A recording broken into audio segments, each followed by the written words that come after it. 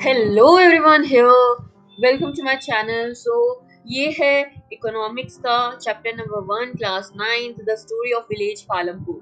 तो हमें पालमपुर विलेज के बारे में कुछ स्टोरी बताएंगे इस चैप्टर में।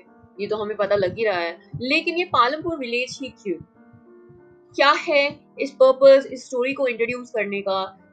हम खेल खेल में कुछ सीखेंगे, कुछ स्टोरी में हम कुछ समझने की ट्राई करेंगे। फर्स्ट ऑफ ऑल आप ये देख पा रहे होंगे कि यहाँ पर एक आपको पिक्चर यहाँ शो की जा रही है, सीन ऑफ अ विलेज। तो इसमें क्या है, हमें सीन ऑफ अ विलेज में हमें सबसे पहले एक एग्रीकल्चर लैंड हम इमेजिन भी करते हैं। तो क्या करते हैं कि हाँ, खेत होंगे, किसान होंगे, डायरेक्टर होंगे, कम घर होंगे, और जो पीपल है वो क्या है, आराम से अपनी लाइफ को क्या कर पा रहे होंगे, अपनी लाइफ को क्या कर रहे होंगे, एंजॉय कर रहे होंगे। राइट नाउ, सो ये पालमपुर जो विलेज है वो क्या है, क्यों है, वो सब हम देखने वाले हैं। अब क्या है, तो फर्स्ट अगर हम लाइन पढ़ रहे हैं, the purpose of the story, हर कुछ करने का वाई होता है ना, एवरीथिंग जो भी हम कुछ करते हैं तो उसका वाई जरूर होता है। तो वाई क्या है इसका, to introduce some basic concept relating to production. कुछ बेसिक कंसेप्ट आपको इंट्रोड्यूस करवाने के लिए क्या किया जा रहा है, इस जो विलेज है, विलेज क्या हम क्या कर रहे हैं, इस्तेमाल कर रहे हैं, इस पालमपुर विलेज की स्टोरी का यूज कर रहे हैं। तो पालमपुर एक रियल विलेज नहीं है, ये हमें ध्यान रखना, हाइपोथेटिकल विलेज है। और आगे हम अगली लाइन में, अगले पैराग्राफ में अगर हम देखें तो विलेज में क्या है, नेक्स्ट लाइन अगर हम देख रहे हैं तो विलेज में जो फार्मिंग है वो क्या है, फार्मिंग एक क्या है, मेन एक्टिविटी है पालमपुर की, ठीक है। लेकिन उसके साथ साथ स्मॉल स्केल फैक्ट्रीज भी हैं, जैसे स्मॉल स्केल मैन्युफैक्चरिंग हो गया, किस किस तरह का हो गया, कि जैसे हमें हो गया, ये देखना चाहिए हमें कि यहाँ पर हमारा डेयरी का काम है, ट्रांसपोर्ट शिक्षा, तो ये भी लिमिटेड स्केल पे होते हैं। सबसे पहले फार्मिंग मेन एक्टिविटी है, बाकी क्या है, कुछ छोटे मोटे स्मॉल स्केल इंडस्ट्रीज भी हैं। अब इसमें क्या है, प्रोडक्शन एक्टिविटीज में हम जब बात करते हैं प्रोडक्शन किसी चीज का प्रोडक्शन करना मीन्स टू प्रोड्यूस दैट, ठीक है, मतलब किसी चीज का पैदावार करना। तो उसमें क्या है, अलग अलग काइंड ऑफ रिसोर्सेज का हम यूज करते हैं। तो कौन से टाइप ऑफ रिसोर्सेज होते हैं, तो ये देख सकते हैं हम, नेचुरल रिसोर्सेज हैं, मैनमेड रिसोर्सेज हैं, right, natural resources, manmade resources, और भी अलग अलग तरह के हमारे पास रिसोर्सेज हैं, like natural resource, manmade resource, human effort, money भी लगता है काफी कुछ, अगर हम कुछ काम करना है तो उसके लिए भी हमें क्या चाहिए, कुछ रिसोर्स चाहिए। फॉर एग्जाम्पल अगर हम पढ़ने बैठे तो हमें क्या चाहिए, लाइट चाहिए, टेबल चाहिए, चेयर चाहिए, जो भी है, और जो भी स्टेशनरी का मटेरियल है, बुक्स चाहिए, whatever this is, these are called as our resources for our studies. वैसे ही जैसे हम एग्रीकल्चर में क्रॉप्स प्रोडक्शन करते हैं, जो भी करते हैं, तो उसके लिए हमें कुछ कुछ तरह के क्या चाहिए होते हैं, रिसोर्सेज चाहिए होते हैं। तो पालमपुर की जब हम स्टोरी देखेंगे तब हम इसमें ये समझेंगे कि जो पालमपुर के जो भी रिसोर्सेज, अवेलेबल रिसोर्सेज थे, तो वो कैसे यूज करते हैं अपने डिजायर्ड गुड्स और सर्विसेज के लिए। मतलब गांव है, आत्मनिर्भर गांव है, तो उसमें जो भी गुड्स और सर्विसेज हैं उसके उसके लिए उन सबको जो भी रिसोर्स है, जो भी जितना भी है हमारे पास, उसको यूज करके हम क्या आगे कर रहे हैं, तो ये हम इस स्टोरी में देखेंगे। तो इसमें क्या है, हमें इंट्रोडक्शन में बताया गया है पालमपुर जो है क्या है, अपने वेल कनेक्टेड है नेबरिंग विलेज और टाउन से। मतलब एक ऐसा विलेज है जिसके आसपास के जो पड़ोसी हैं, नेबरहुड में है, विलेज है या टाउन से है, वो उससे क्या है, वेल कनेक्टेड है। इट मीन्स वहां आने जाने का क्या है, बंदोबस्त है, ट्रांसपोर्ट है। तो रानीगंज क्या है, एक बिग विलेज है जो पालमपुर से 3 किलोमीटर अवे है, दूर है। All weather road connected to the village to the Raniganj, एक भी रोड है जो कनेक्ट करती है रानीगंज से। और उसके साथ में एक नियरेस्ट में क्या है, एक स्मॉल टाउन है जिसका नाम क्या है, शाहपुरा है। तो बहुत सारे क्या है, मीन्स ऑफ ट्रांसपोर्ट वहां पर है, जैसे हम देख सकते हैं बुलेट कार्ट्स, टांगा और वुडन कार्ट, ये सब क्या है वहां पर है, अवेलेबल है। तो जैकरी भी क्या किया जाता है, बनाया जाता है, ठीक है। वहां पर जैकरी क्या होता है, गुड़ होता है, तो उस पर लाद कर क्या किया जाता है, ट्रांसपोर्ट किया जाता है। तो ये हमें देखना चाहिए कि जैगरी कहाँ से बनता है हमारा, शुगर केन से। शुगर केन का जो भी होता है, वेस्ट वगैरह होता है, तो उससे क्या बनेगा, जैगरी बनेगा। अब अदर कम्युनिटीज जैसे हो गई, मोटरसाइकिल व्हीकल्स हो गए, मोटरसाइकिल एक्सेट्रा भी वहां पर अवेलेबल है। तो इस विलेज में क्या है, 450 क्या रहती है, फैमिलीज रहती है, जो अलग अलग कास्ट से क्या करती हैं, बिलोंग करती है। अब यहाँ पे ध्यान ये देने वाली बात है कि अलग अलग कास्ट से बिलोंग करती है, मतलब इस जो विलेज है उसमें क्या है, कास्ट सिस्टम भी है। तो ये ध्यान रखना है कि 80 जो फैमिलीज हैं, टोटल 450 फैमिलीज में से 80 फैमिलीज क्या है, अपर क्लास फैमिलीज हैं, जो क्या है मेजॉरिटी है। मतलब 80 अपर क्लास फैमिलीज हैं, 450 फैमिलीज में से 80 अपर क्लास फैमिलीज हैं, जो क्या है मेजॉरिटी है। मेजॉरिटी ऑफ लैंड को क्या करती हैं, ओन करती है। मतलब मेन उनके पास क्या है, मालिकाना हक लैंड का किनके पास है, सिर्फ 80 लोगों, 80 फैमिलीज के पास। टोटल कितनी है, 450 फैमिली में से सिर्फ 80 फैमिलीज के पास क्या है, मेजॉरिटी है इसकी लैंड की, लैंड ऑनर है वो। क्लियर, मतलब बाकियों को दब के रहना पड़ेगा कि नहीं। हाँ, तो आगे क्या है, उनके जो हाउसेस हैं, जो ये 80 अपर क्लास फैमिलीज की बात हो रही है, तो उनके हाउसेस क्या हैं, काफी लार्ज हैं, क्वाइट लार्ज हैं, ब्रिक के बने हुए हैं, सीमेंट पे प्लास्टिंग की गई है। और इसमें एससी दलित कंप्राइज करते हैं, जो दलित हैं वो। अब अपर क्लास की बात हो गई खत्म, उनके पक्के घर बने हुए हैं, उनके पास मेजॉरिटी लैंड है, ठीक है। और अब आगे एससी कमेटी की या दलित कमेटी की जो भी हम बात करेंगे। तो एससी कमेटी या दलित कमेटी में क्या है, कॉम्प्राइज करती है, मतलब 1/3 ऑफ द पॉपुलेशन क्या है इस विलेज की, क्या है एससी कैटेगरी से क्या करती है, बिलोंग करती है। और ये एससी कैटेगरी है जो one corner of the village में क्या है लाई करते हैं, एक ही कॉर्नर विलेज में लाई करते हैं, जिनके घर क्या है छोटे छोटे हैं और कच्चे घर हैं, किससे बने हुए हैं, मड और स्ट्रो से बने हुए हैं। अब एक बात ये देखने वाली है कि ऊपर हमें ये बताया गया है कि ये जो विलेज है वो एक हाइपोथेटिकल विलेज है, मतलब ये रियल नहीं है। पर लेकिन हम इमेजिन भी तो वही करते हैं ना जो हमें लगता है कि हाँ ये रियल हो सकता है ना।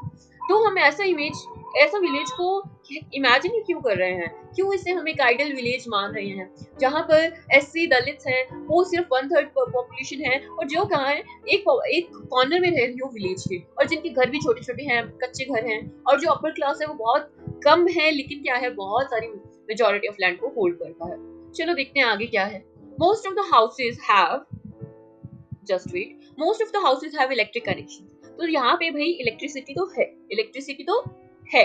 Electricity powers all the tube wells in the fields and is used in various types of small business। Electricity क्या है, ट्यूबवेल्स, जो अब हमने पहले ही लाइन में ये पढ़ा था कि जो फार्मिंग है यहाँ की क्या है, मेन एक्टिविटी है। तो इलेक्ट्रिसिटी होने से क्या बेनिफिट है, ट्यूबवेल होने से क्या बेनिफिट है, कि यहाँ पर क्या होगा कि आपको इरिगेशन के लिए आपको सप्लाई मिल जाएगा, ठीक है। और जो भी स्मॉल बिजनेस है वो पानी की कमी के कारण due to scarcity of water क्या है, वो रुकेंगे नहीं।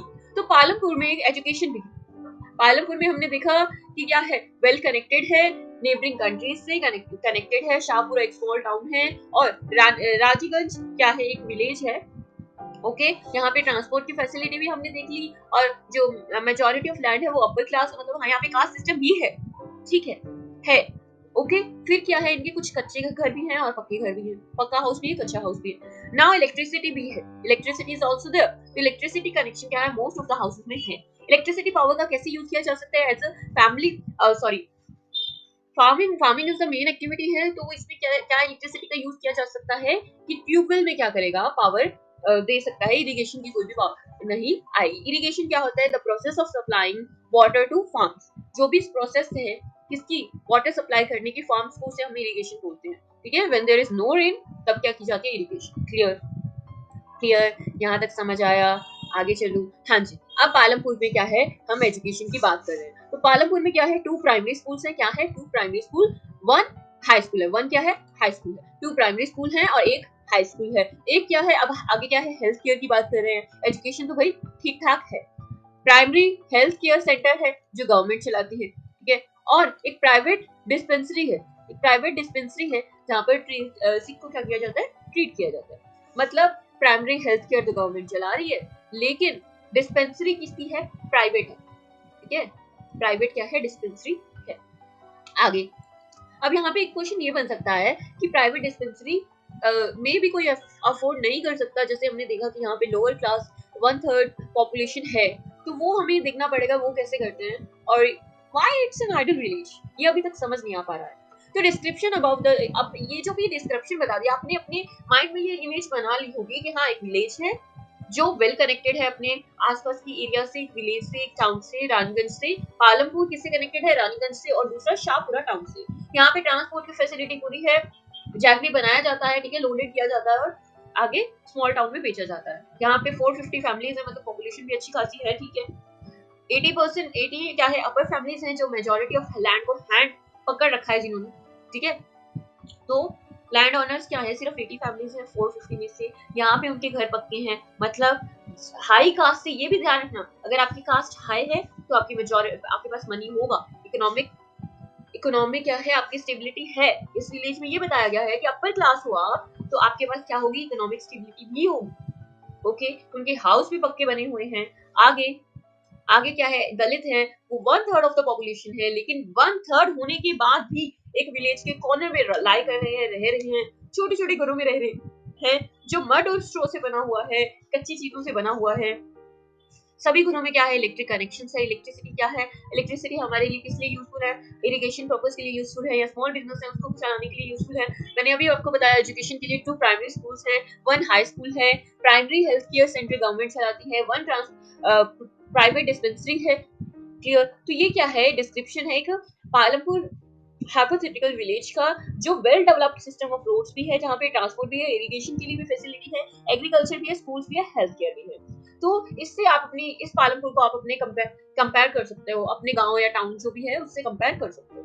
So the story of Palampur ये क्या है, एक इमेजिनरी है, लेकिन ये क्या है, हमें अलग अलग काइंड के different types of production facilities में क्या है, एक्टिविटीज में क्या है, लेकर जाती है, गो थ्रू करवाती है।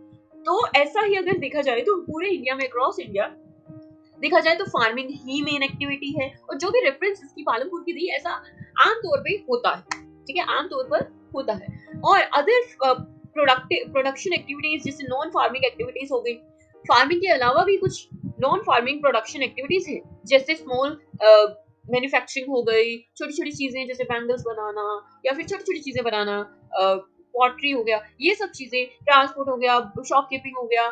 तो इन सब चीजों की हम एक्टिविटी में देखेंगे और कुछ जर्नल थिंग्स सीखेंगे किसके बारे में, प्रोडक्शन के बारे में। तो फर्स्ट पेज हमारा कंप्लीट हो गया है। नेक्स्ट है organisation of production. Organisation of production, अगर हमने प्रोड्यूस कर लिया है, कुछ चीज बना लिया, तो नेक्स्ट स्टेप हमारा क्या होगा, ऑर्गेनाइज करना उसको। तो एम ऑफ प्रोडक्शन क्या है था कि हम जो भी चीजें, गुड्स और सर्विसेज, जो भी कम्युनिटी हमें चाहिए या जो भी हमें सेवाएं चाहिए, वो जो चाहिए वो हम प्रोड्यूस कर पाए। तो ये प्रोडक्शन के लिए क्या है, हमें 4 रिक्वायरमेंट्स होती है। तो 4 रिक्वायरमेंट्स मैंने 7 बोली, क्या क्या होती है। First is land, second is labour, third is capital, capital भी 2 तरह के होते हैं, तो ये हमें अभी डिटेल में बताऊंगी। And fourth is human wait. Okay, so these are 3 factors of our production. तो फर्स्ट रिक्वायरमेंट हमारी क्या हुआ, लैंड। लैंड के साथ साथ हमें नेचुरल रिसोर्सेज और भी चाहिए, जैसे वाटर चाहिए, फॉरेस्ट चाहिए, मिनरल्स चाहिए। सेकंड रिक्वायरमेंट हमारी है लेबर। क्या है, लेबर। लेबर ध्यान रखिए, जो फिजिकल लेबर है वो अलग होती है, जो मेंटल लेबर है वो अलग होती है, हम मानते हैं, लेकिन मजे की बात ये है, सीक्रेट बात ये है कि नौकरी तो नौकरी ही होती है। इट मींस लेबर, भले वो मेंटल लेबर कर रहा हो, भले फिजिकल लेबर कर रहा हो, labour is a labour. Labour वो लोग होते हैं जो क्या करते हैं, वर्क करते हैं, ठीक है, who will to do the work, मतलब जिनकी इच्छा होती है काम करने की, क्वाइट, और जो कर सकते हैं ऑब्वियसली। तो हाईली एजुकेटेड वर्कर क्या है, नेसेसरी टास्क करते हैं। फॉर एग्जांपल कोई आईटी सेक्टर से है तो वो कंप्यूटर चला पाए, राइट। और जो प्रोडक्शन है उसका भी क्या हो जाएगा, मतलब एजुकेशन का इम्पैक्ट पड़ता है जिसमें हमारी वर्क फोर्स पे भी पड़ता है ना, राइट। इट मींस पालमपुर का हमने अभी देखा था, तो वहाँ पे ठीक ठाक देखा जाए तो एजुकेशन का था, तो मतलब यहाँ पे क्या है, नेसेसरी टास्क करवाने के लिए हमारे पास एजुकेटेड वर्कर्स भी होंगे। अदर जो काम है, अदर एक्टिविटीज के लिए हमें मैनुअल वर्क करने के लिए वर्कर चाहिए होंगे, मतलब फिजिकल लेबर चाहिए। क्लियर। हमारी थर्ड रिक्वायरमेंट क्या होगी, फिजिकल कैपिटल होगी। फिजिकल कैपिटल में क्या रिक्वायर्ड होता है, फिजिकल कैपिटल वो कैपिटल होती है जो अलग अलग स्टेजेस ऑफ प्रोडक्शन के काम आती है। So first is tools, machines and buildings. ये हमें पता है कि वेरी सिंपल चीजें हैं, जैसे अगर कोई फार्मर है तो उसे हल चाहिए, और जनरेटर चाहिए, टर्बिन चाहिए, कंप्यूटर्स चाहिए, तो ये सब भी है। जो भी ये टूल्स, मशीन्स, बिल्डिंग्स होते हैं, इसे हम क्या बोलते हैं, फिक्स्ड कैपिटल बोलते हैं। क्या बोलते हैं, फिक्स्ड कैपिटल, क्योंकि ये क्या है, over the years of production same रहती है। घर बार बार खरीदते हो, डेली खरीदते हो, नहीं ना, तो वो आपकी क्या है, फिक्स कैपिटल है। दुकान बार बार नहीं खरीदते हो ना, तो वो क्या है, फिक्स कैपिटल है। आगे क्या है, raw material and money in hand. Raw material और मनी इन हैंड की बात करते हैं, तो जो प्रोडक्शन है वो, उसमें क्या है, अलग अलग तरह का क्या चाहिए, रॉ मटेरियल हमें चाहिए। क्लियर। तो एक जैसे जैसे हम स्वेटर बनाते हैं, वुलन स्वेटर, तो उसके लिए यान चाहिए, ऊन चाहिए, ठीक है। तो जैसे क्ले कोई पोर्ट बना रहा है तो उसे क्या चाहिए, क्ले चाहिए ना, तो ये क्या है हमारी वर्किंग कैपिटल है, इसे क्या बोलते हैं, वर्किंग कैपिटल। तो इस वर्किंग कैपिटल के लिए हमें हमेशा पैसा चाहिए। फॉर एग्जाम्पल हमारे घर के राशन के लिए हमें क्या चाहिए, पैसा चाहिए। एक बार डाल लो जिंदगी में, उसके बाद नहीं डालना पड़ेगा, ऐसा तो नहीं है ना, नहीं है ना, तो उसे हम क्या बोलते हैं, वर्किंग कैपिटल बोलते हैं। तो फोर्थ रिक्वायरमेंट भी है, फोर्थ रिक्वायरमेंट है एंटरप्राइज। क्या है, एंटरप्राइज, मतलब नॉलेज एंड एंटरप्राइज क्या है हमारी फोर्थ रिक्वायरमेंट। फोर्थ रिक्वायरमेंट सबसे इंपॉर्टेंट रिक्वायरमेंट तब बन जाती है जब हमारे पास लैंड लेबर फिजिकल कैपिटल हो, ठीक है, लैंड लेबर और कैपिटल हो। अगर ये चीजें हमारे पास है तो इन सबको पुट टुगेदर करने के लिए और इनमें से कुछ ना कुछ प्रोडक्शन करने के लिए हमें क्या चाहिए, नॉलेज एंड एंटरप्राइज होना जरूरी है, ठीक है। तो either to make yourself or to sell in the market, जो दिखता है वो बिकता है। तो एंटरप्राइज ये देखता है कि मार्केट में आपकी चीज दिखे, ठीक है। आजकल के टाइम पे हम उसे क्या बोलते हैं, कॉल्ड ह्यूमन कैपिटल। तो इसको क्या हम बोलते हैं, ह्यूमन कैपिटल। तो हमें ये भी पता होना चाहिए कि ह्यूमन क्या है, सिर्फ ह्यूमन नहीं है, ह्यूमन रिसोर्स भी है। तो ये हम नेक्स्ट चैप्टर में पढ़ेंगे, ठीक है। तो आगे आपको एक पिक्चर शो कर रही हैं, one second, one second. So this is a picture. तो ये पिक्चर किसकी है, एक फैक्ट्री की है, जहां पर क्या है, सेवरल मशीन्स के साथ क्या है, वर्कर क्या कर रहे हैं, वर्क कर रहे हैं, क्या कर रहे हैं, वर्क कर रहे हैं। नाउ लिसन, अब जो ये वर्क कर रहे हैं तो ये फिजिकल वर्क कर रहे हैं, राइट। तो यहाँ पे क्या हो रही है, फिजिकल कैपिटल यूज हो रही है। यहाँ पर कुछ बन रहा है, तो जो चीज बन रही है, फॉर एग्जांपल जैम की फैक्ट्री है, तो जैम क्या होगा, जो भी जैम वगैरह होगा तो वो क्या होगा, क्या होगा, फिजिकल कैपिटल होगी। और जो भी मशीन्स वगैरह वो क्या है, फिक्स्ड कैपिटल है। तो इतना समझ आ रहा है, क्या मैं ऐसे ही बोलती रहती हूँ, बता दीजिए, अभी बता दो, हाँ जी।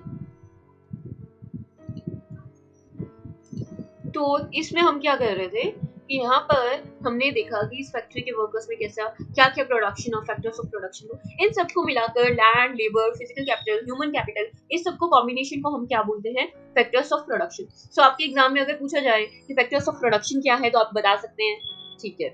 आगे चलते हैं। तो as we go through the story of Palampur, Palampur की जैसे ही हम स्टोरी पढ़ते हैं तो first three factors of production के बारे में हमें पता लग जाता है और फिजिकल कैपिटल के बारे में भी हमें पता लगता है कि एज फिजिकल कैपिटल को, मतलब कैपिटल को क्या बोला, फिजिकल कैपिटल का मतलब क्या है, कैपिटल से लिया गया है इस चैप्टर में, राइट। आगे है फार्मिंग इन पालमपुर। अब ये आपको बेसिक कंसेप्ट बताया था यूपीएससी जैसे एग्जाम्स के लिए, जितना भी मैंने ऑर्गेनाइजेशन ऑफ प्रोडक्शन बनाया तो ये सबसे इंपॉर्टेंट है, ठीक है। बाकी स्टोरी जो है वो हमारे समझने के लिए होती है, ये तो हमें पता ही होगा, क्लियर।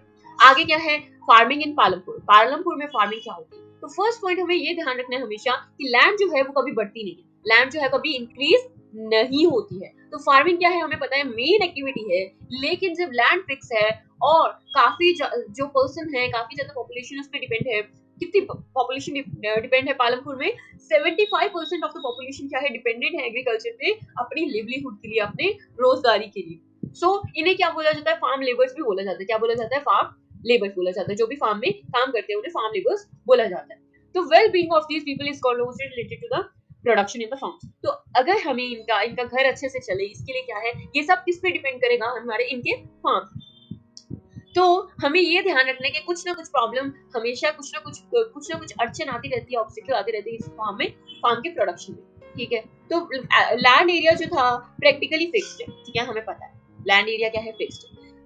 1960 में पालमपुर में क्या था, कोई भी एक्सपेंड नहीं किया गया लैंड को, जितनी लैंड था उतना ही था, ठीक है, कल्टीवेशन के लिए। फॉर एग्जांपल कि 500 एकड़ जो जमीन थी वो सिर्फ कल्टीवेशन के लिए, खेती बाड़ी के लिए यूज की जाती थी, ठीक है। And then some of the waste lands in the land had been converted into cultivable land. तो और बाकी जो एक्स्ट्रा लैंड थी, जो वेस्ट पड़ी थी, उसको भी हमने खेती के लिए यूज करना स्टार्ट कर दिया। अब वहां पे कोई भी ऐसा कोई स्कोप ही नहीं है कि कहीं से 1 इंच भी लैंड, जो लैंड है वो मिल जाए हमें ताकि हम प्रोडक्शन कर सके। मतलब there is no new land नहीं है।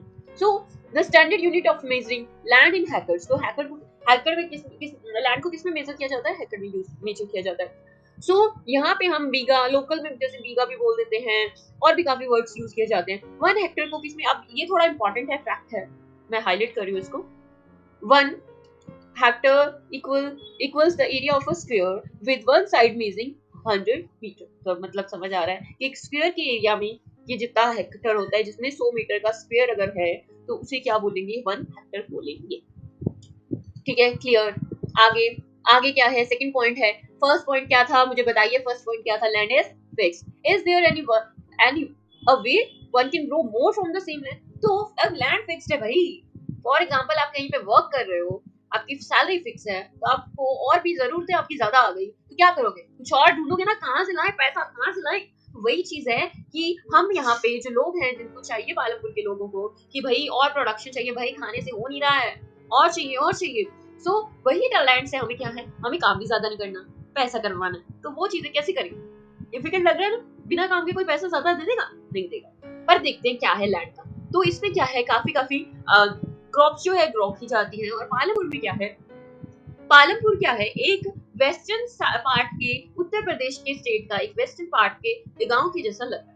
ठीक है, अब ये यहाँ पे कुछ पॉइंट्स जो है आप अपनी नोट्स में नोट कीजिए। All land is cultivable, cultivated in Palampur. जितनी लैंड कल्टीवेट की जा सकती थी उतनी कर दी गई है। No land is left idle, कोई भी लैंड को ऐसे खाली नहीं छोड़ा गया है। रेनी सीजन में क्या है, जो फार्मर है, अब ध्यान रखना, रेनी सीजन खारिफ सीजन, ठीक है, खारिफ सीजन मतलब कहाँ से, जून से लेके हमारा सितंबर तक खारिफ सीजन रहता है। ध्यान से, मानसून सीजन है, ध्यान से ध्यान दो, ठीक है। और इसमें क्या है, ज्वार और बाजरा को क्या करते हैं, हम ग्रो करते हैं। क्लियर? और ये प्लांट्स क्या है, ये जो प्लांट्स है वो कैटल के भी काम आते हैं, जो जानवर है उनको भी खाना चारा डालने के काम आते हैं। क्लियर?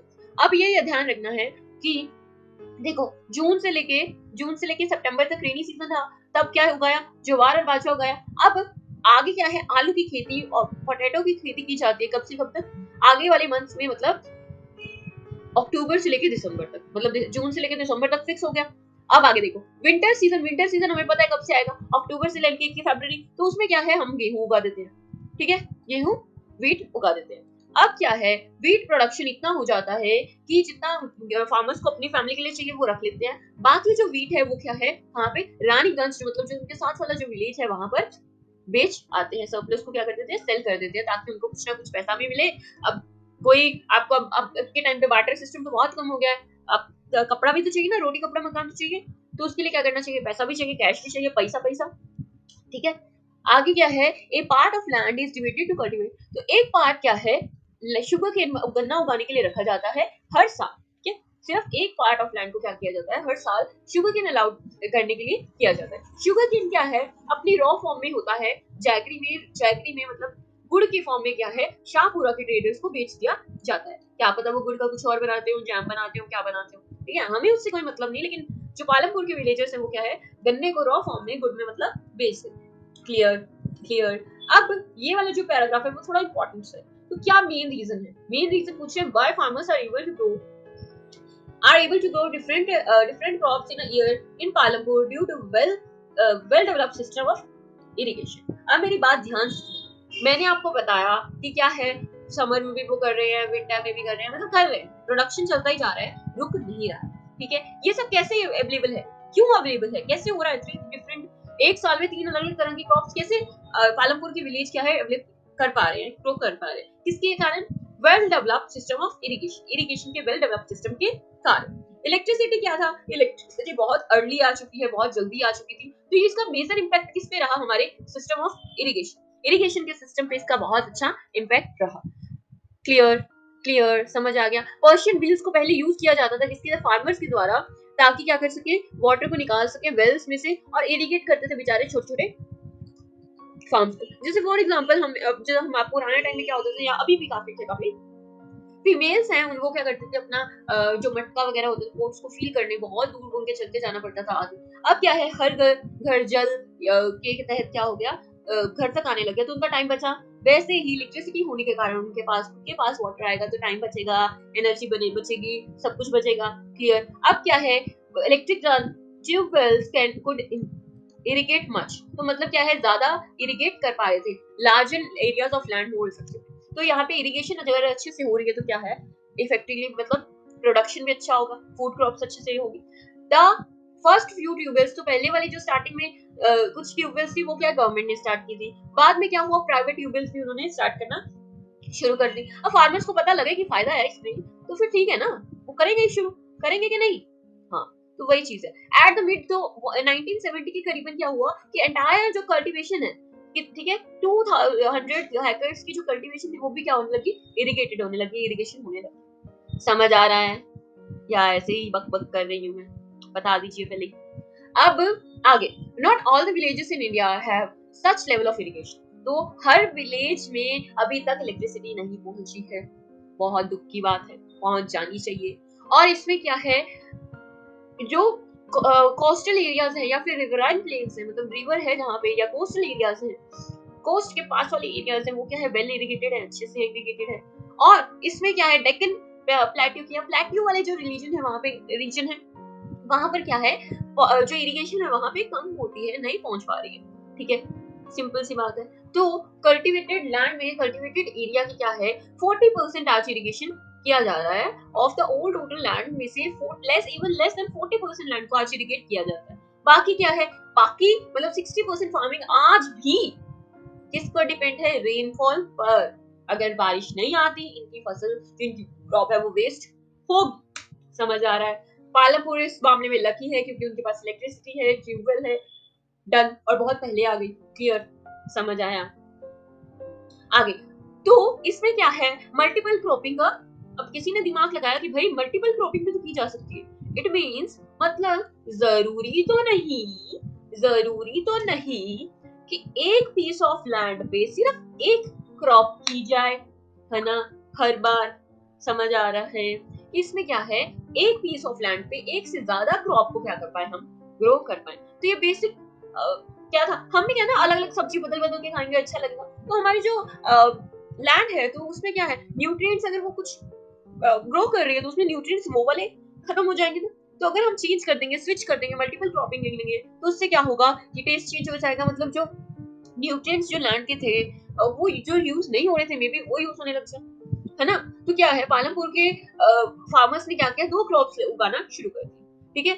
और बहुत से ज्यादा क्या है, पिछले 15 से 20 सालों में पोटैटो को भी एज अ थर्ड क्रॉप उगा रहे हैं। क्लियर, समझ आ रहा है। पिक्चर आपको दी हुई है, नीचे देख लीजिए। आगे आगे ये थोड़ा कल्टीवेटेड लैंड का थोड़ा इकोनॉमिक सर्वे का है, आप थोड़ा देख लीजिए ध्यान से। ये थोड़े चार्ट दिए हुए हैं, जैसे प्रोडक्शन पहले 1950s में कम था, फिर आगे बढ़ता गया, ठीक है, सेम रहा। तो irrigation area, why it is important to irrigation के एरिया को, क्यों भाई, देखिए अभी पालमपुर में काम कर रहा है इरिगेशन वाला काम, तो औरों में भी तो लगाओगे ना सेम चीज। आपको पता है ये सब्जेक्ट में ऐसे पढ़ के मार्क्स आ रहे हैं, तो बाकियों में भी वही टेक्निक लगा के देखोगे ना, हाँ कि ना। तो वही बात है।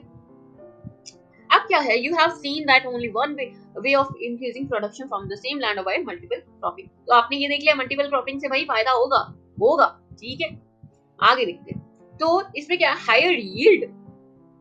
यील्ड क्या होता है, ये थोड़ी डेफिनेशन आप थोड़ा ध्यान से देखिए। अगर पढ़ रहे हैं और डेफिनेशंस याद नहीं है ना, मजा नहीं आता। तो यील्ड क्या होता है, यील्ड वो होता है कि क्रॉप्स में एक पीस ऑफ लैंड से कितना प्रोडक्शन, एक सीजन में कितना क्रॉप प्रोडक्शन हुआ, ठीक है।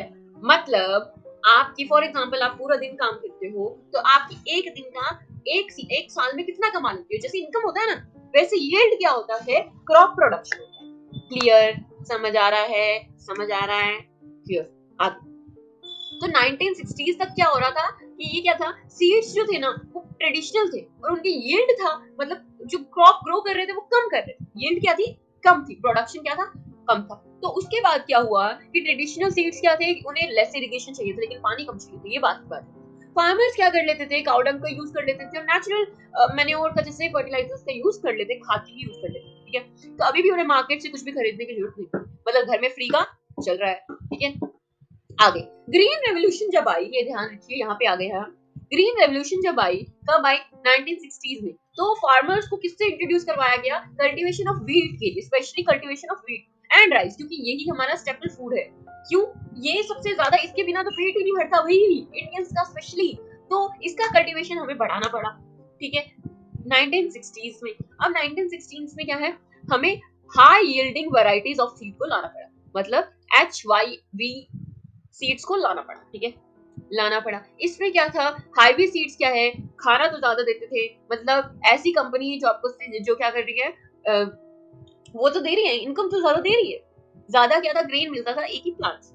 लेकिन क्या हुआ, आपके मेंटल हेल्थ खराब होगी। एज ए रिजल्ट सेम ने प्रोड्यूस तो किया high quantity of food grains, ठीक है, जितनी फूड ग्रेन्स कर सकता था उतनी करी, लेकिन हाई यील्डिंग वैरायटीज ऑफ जो सीड्स थी, उनको क्या चाहिए था, बहुत बहुत पानी चाहिए था। क्या चाहिए था, पानी चाहिए था, प्लेंटी ऑफ वाटर, बहुत पानी चाहिए भाई, मतलब पानी की खपत ज्यादा होगी। अगर प्रोडक्शन ज्यादा चाहिए तो भाई पानी भी क्या हो चाहिए, ज्यादा चाहिए। क्लियर। आगे क्या है, केमिकल फर्टिलाइजर्स। अब जो खाद वगैरह वो पहले कहते हैं ना, देसी दवाई जो लेता है ना, फिर उसे मतलब देसी ही सेट आती है, लेकिन जो अंग्रेजी दवाई लेना शुरू करते हैं ना, उसे देसी फिर सेट नहीं आती। तो वो बात है। ये हाई यील्ड सीड काम तो बहुत अच्छे बाबू पैक अच्छे से टाई बेल्ट लगाते, लेकिन ये काम कुछ नहीं करते। ये बस इनको पैसा ज्यादा चाहिए, प्लेंटी ऑफ वाटर चाहिए, केमिकल फर्टिलाइजर भाई शो शाह इनकी कितनी मर्जी करवा लो, तारीफ करवा लो बस। ठीक है। और क्या चाहिए था, पेस्टिसाइड भी चाहिए थे बेस्ट रिजल्ट के लिए। ठीक है, बेस्ट रिजल्ट के लिए शैम्पू के साथ कंडीशनर भी यूज करें। तो वही बात है, इसमें क्या है, हाई यील्ड तो पॉसिबल हो गई, लेकिन भाई ये महंगे फर्टिलाइजर्स पेस्टिसाइड से जो फार्मर पे बीती ना, ओ माय गॉड, वो तो फार्मर ही जा पाते। मुझे अभी ये लगता है कि अगर ऑर्गेनिक फार्मिंग होती तो कभी भी कोई जो फार्मर है वो कभी सुसाइड करता ही। लेकिन हमें तो दौड़ में भरना है, रेस लगानी है कि कौन ज्यादा प्रोडक्शन करेगा, है ना। तो उसके लिए क्या करना पड़ेगा, पहले तो हमारा गोबर से काउ डंग से काम चल रहा था, लेकिन अब चाहिए हाई यील्डिंग सीड चाहिए, जो महंगे आएंगे, ऑब्वियसली एक्सपेंसिव होंगे। लेकिन अब ध्यान रखिए कि जो फार्मर्स हैं कहाँ के, पंजाब, हरियाणा और उत्तर प्रदेश के, उन्होंने क्या किया, ये मॉडर्न फार्मिंग मेथड को सबसे पहले स्टार्ट किया। ठीक है, यहाँ पे HYV सीड्स को यूज किया गया, केमिकल फर्टिलाइजर्स को यूज किया गया, पेस्टिसाइड्स को यूज किया गया फार्मिंग में, और इसमें क्या है, कुछ फार्मिंग मशीनरी को भी खरीदा गया। और लेकिन एट द एंड, आप खुद बताओ, अगर आपके बाल हैं, ठीक है, आप उसपे केमिकल चीजें लगाते जा रहे हो, मेरे जो बाल है वो शाइन करेंगे, ऑब्वियसली करेंगे, लेकिन एट द एंड क्या हो जाएंगे, कचरा हो ही जाए, है ना। वैसे क्या हुआ, हमारी जो लैंड थी, हमने उसे इतना खींचना शुरू कर दिया कि फॉर एग्जांपल एक मदर है ना, तो उससे बस काम करवाते गए, तो उसके पास क्या बचेगा, कुछ भी नहीं बचेगा ना। तो वही चीज है कि लैंड जो है एज अ मदर है, अगर वो कीप ऑन डिलीवरिंग बेबीज, मतलब साल 2 साल में बस बच्चे पैदा ही करती जाएगी, तो उसका खुद के पास कुछ नहीं बचेगा। वैसे जो लैंड थी, एग्रीकल्चर लैंड थी, उनके पास भी कुछ टाइम बाद कुछ नहीं बचेगा। ये चीज हमें ध्यान रखनी चाहिए थी HYV सीड्स यूज करने से पहले, लेकिन नहीं, हमें तो प्रोडक्शन चाहिए, इमीडिएट प्लेजर चाहिए, इसलिए नहीं देखी, वो तो बाद में। अब क्या है, इससे क्या हुआ, वीट प्रोडक्शन तो हो गया, ठीक है, जो 1 हेक्टर में, मतलब 100 मीटर के स्क्वायर में 1 हेक्टर में कितना हो रहा था, 1300 किलो क्या हो रहा था, वीट प्रोडक्शन हो रहा था पहले। बाद में मॉडर्न फार्मिंग में कितना हो गया, डबल से भी आगे हो गया, 32 kg पर हेक्टर। सो देखो तो difference, there was a higher increase in the production of wheat, तो प्रोडक्शन में तो इंक्रीज आया, और जो एक्सेस था, ज्यादा था, वो फार्मर क्या कर लेते थे, मार्केट में सेल कर देते थे, भाई ठीक है, उनकी भी चाबी। लेकिन जो हमारी लैंड ने सफर किया, भाई लैंड ही बता सकती है, और कुछ नहीं। ठीक है, तो आज हमने लैंड के साथ साथ बहुत कुछ पढ़ा, जो भी मैं बोलती गई हूँ, ठीक है, वो चीजें आप अपने नोट्स में या फिर जो भी आंसर्स है उसमें इंटीग्रेट कर सकते हैं। इसी हिसाब से मैंने ही आप लोगों को लेक्चर दिया है। ठीक है, सो थर्ड क्या था, फर्स्ट था land fix, second other ways same land से प्रोडक्शन ज्यादा करने के, थर्ड क्या है, बिल्ड द लैंड सस्टेन, तो क्या सस्टेनेबिलिटी हम मेंटेन कर पाएंगे, तो ये थोड़ा मैंने आपको पहले ही बता दिया कि क्या है। तो लैंड क्या है, नेचुरल रिसोर्सेज है, इसका यूज क्या है, हमें नेसेसरी बहुत अच्छे से करना पड़ेगा। मॉडर्न फार्मिंग ने क्या किया, बहुत ही ओवर यूज कर लिया हमारे नेचुरल रिसोर्स की एज अ बेस को। तो जो ग्रीन रेवोल्यूशन थी, इससे क्या हुआ, सॉइल की फर्टिलिटी, मतलब सॉइल की जो पैदावार करने की शक्ति थी, वो खत्म हो गई, पावर खत्म हो गई, किसके कारण, क्यों, क्या हम क्या कर रहे थे, केमिकल फर्टिलाइजर्स का बहुत बहुत बहुत ज्यादा यूज कर रहे थे, और ग्राउंड वाटर भी क्या था, जल्दी जल्दी खत्म होने लग गया, किसकी यूज से, ट्यूबवेल की इरिगेशन से। आजकल बच्चों से अगर पूछ लो पानी कहाँ से आता है, बच्चे कहते हैं नल से आता है। सच में नल से आता है? नहीं आता, वो तो बस आजकल के बच्चों को कुछ भी नहीं पता, लिटरली। आगे क्या है, एनवायरमेंटल रिसोर्सेज जो हैं, सॉइल फर्टिलिटी, ग्राउंड लेवल क्या है, काफी टाइम लगता ही नहीं बिल्डअप होने में। तो एक बार अगर पूरा डिस्ट्रॉय हो गया ना, अगर पृथ्वी जो है, हमारी अर्थ है, सूख गई, तो उसे रिस्टोर करने में तो भाई बहुत टाइम लगेगा।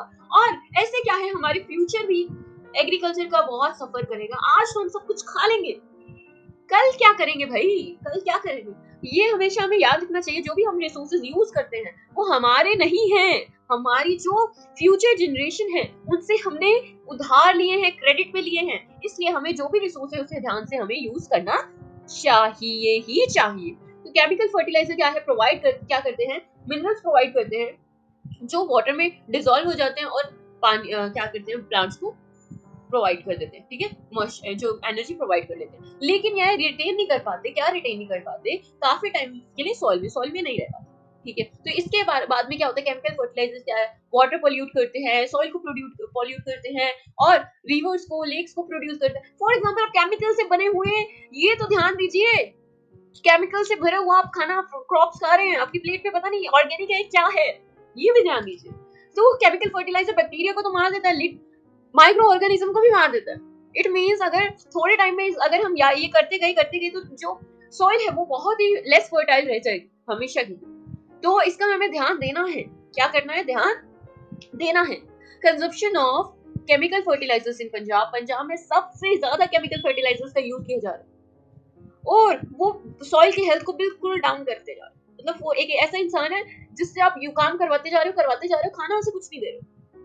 वो हाल किसका हो गया है, हमारी लैंड का हो रखा है। पंजाब फार्मर्स क्या है, अब पहले कुछ किया नहीं, अब क्या है, जैसे बच्चा क्या है, स्टार्टिंग में उसने ध्यान दिया नहीं, बड़ी क्लास में पढ़ ले, तो वो क्या है, वैसे केमिकल फर्टिलाइजर्स क्या और डाल देंगे, ठीक है। और प्रोडक्शन क्या है, इंक्रीज मतलब सेम लेवल ऑफ प्रोडक्शन का अचीव हुआ, ठीक है। लेकिन इससे क्या हुआ, जो काम फ्री में हो रहा था भाई, उसके क्या है, कॉस्ट इंक्रीज हो गई। क्लियर समझ आया। अब हम फोर्थ पॉइंट पे हैं, how is land distributed between the farmers of Palampur, ठीक है। अब वेट, लेट मी चेक।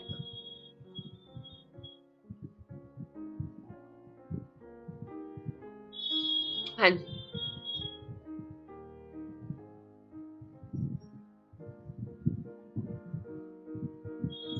हाँ जी, तो अब के लिए इतना काफी है, 50 मिनट्स ऑलमोस्ट हो गए हैं। ओके, सो नेक्स्ट वीडियो में I will cover the rest of the part. Okay, I hope इतना लेक्चर, इतनी जो जान लगाई है बोलने में, समझ आया होगा। नहीं आया तो दोबारा देख लीजिए वीडियो, सिर्फ मेरी वीडियो नहीं है, बहुत सारे हैं, आपको तो अपना काम चाहिए ना, कैसे भी कर लीजिए।